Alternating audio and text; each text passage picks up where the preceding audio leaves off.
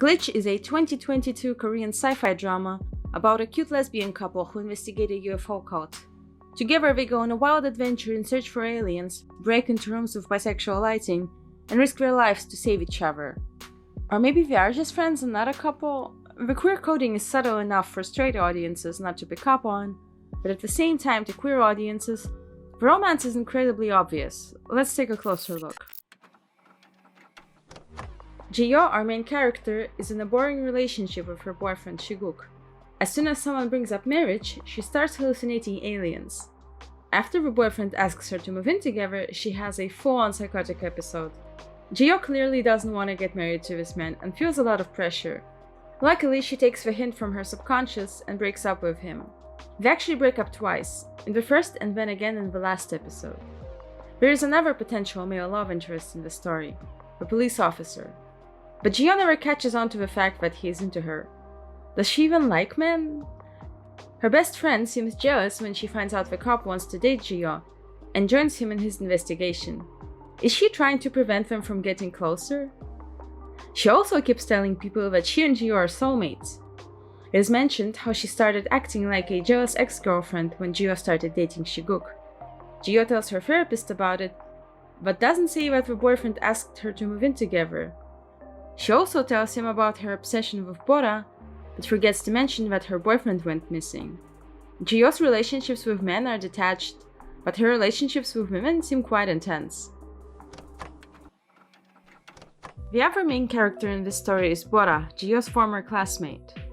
Bora mentions that she was bullied in middle school because everyone thought that the two of them dated. In the same conversation, Bora also adds that she got kicked out from home and her parents don't talk to her anymore. Was she disowned for being gay?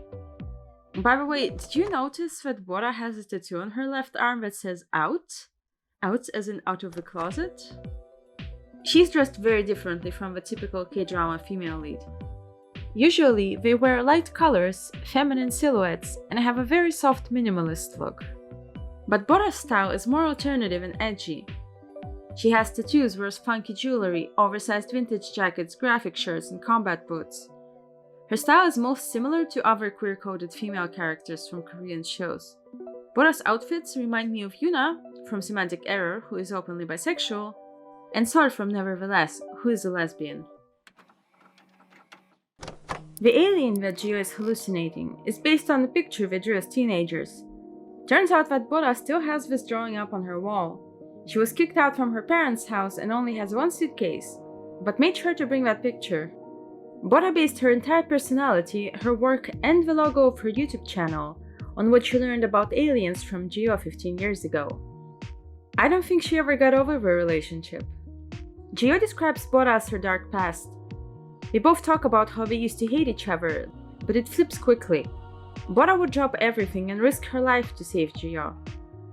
She threatens people with her fake gun several times. Ji-yeon would do the same. She attacks a man when she thinks he hurt Bora, and even has to be dragged away by police. She also shoots Bora when the angry mob of cult followers is threatening them.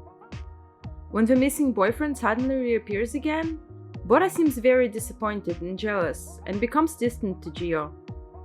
They were having so much fun on their adventures together that they kind of forgot why they started in the first place.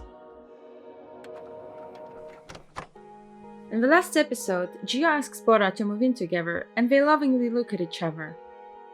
Because there is no kissing scene and no love confession, you could plausibly deny that they are dating. But also, isn't moving in together an on-screen confirmation that they are a couple? What financially stable 30-year-old platonically moves in with a friend? Everyone kept telling Ji-yeon that she needs to move in with her boyfriend, but she chose a woman instead. Imagine if one of them was a guy, but the plot and the relationship stayed exactly the same. We as the audience would probably think they're in love. If we compare the scenes where Ji-yeon interacts with men and with women side by side, we will see that there is a big difference in the body language and in the way the camera frames the characters. In scenes with men, Ji-yeon usually doesn't face them and stands further away. The camera uses more wide and medium shots. There are way more close-up shots in scenes with women, and more display of affection and intimacy than even with her own boyfriend. The camera lingers on intimate moments of hands touching each other several times. These are creative decisions that were planned, acted, filmed, and edited this way, so it has to be a deliberate choice. Glitch also notably uses so-called bisexual lighting. This is when a scene is lit with blue, purple, and pink neon lights, the colors of a bisexual pride flag. These colors are mostly used to light scenes in which the main characters go on an investigation to find the truth and in the room that Bora lives in. Bisexual lighting is only used in scenes with Bora or both of them together. One of the arguments that prove Bora and Geo were meant to be read as a couple are the flashbacks to the teenage years. If you watched any K-dramas before, you have probably seen it. The main characters have a fateful connection from the past. This is a very popular trope in Korean media. It is a universal shortcut that K-drama viewers instantly recognize. It lets the audience know that the two people are destined to be together. They were each other's first love when they were young and innocent, and as adults, they fall for each other again. This trope is so overused that it is kinda hard to make a list of K-dramas that don't have it. Usually it is reserved for the main couple in romantic comedies. In Glitch, this plotline is about two girls. The overall theme of the story is about choosing your own path in life instead of following society's expectations. It is about accepting yourself, even though everybody else thinks you're not normal. It is about finding a group of people who are outsiders, just like you. That sounds pretty gay, don't you think? Let's say aliens are a gay metaphor. When people bring up marriage, Geo starts seeing the alien, which represents her suppressed homosexuality. She tries to ignore it, but can't. Together, Geo and Bora try to find out if aliens are real, but actually, it is about figuring out Geo's homosexuality. The whole show, she's telling herself and everyone else that she's looking for her very heterosexual boyfriend. But the investigation seems like an excuse to hang out with Bora. The adventure doesn't stop when the boyfriend is found. If aliens are a gay metaphor, that means that the gadget we use to find alien energy is literally a gaydar. If they were intentionally written as a couple, why wasn't it confirmed directly in the plot? Because there is no precedent for a lesbian couple in a high-budget Korean drama. South Korea is still a conservative country, where homosexuality is not accepted by most people. Glitch was cast in the beginning of 2020, and obviously written before that. At that point, there were no mainstream Korean dramas with openly LGBT leads. Nevertheless, in Semantic Error, shows that have well-written queer characters who get a happy ending in a love story both started production and turned out to be commercially successful after Glitch was written. And nevertheless, the gay kiss was filmed, but it was not allowed to air. The only K-drama that had an actual lesbian kiss so far is Somebody, which came out after Glitch. Unfortunately, queer plotlines have to be toned down for the show to be picked up and aired in Korea.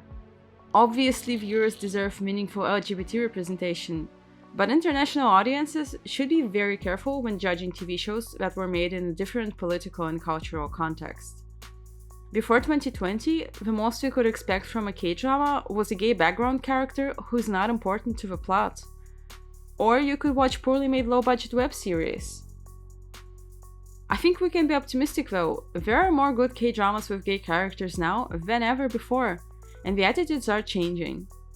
Imagine all the amazing TV shows that are going to come out in the next 5 to 10 years. I'm excited to watch them in the future.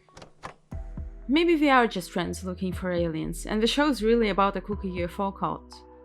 I think both readings worked well, and Glitch is an amazing K-drama either way. The answers to these questions are open to the viewer's imagination, and this is why I think this show is brilliantly written.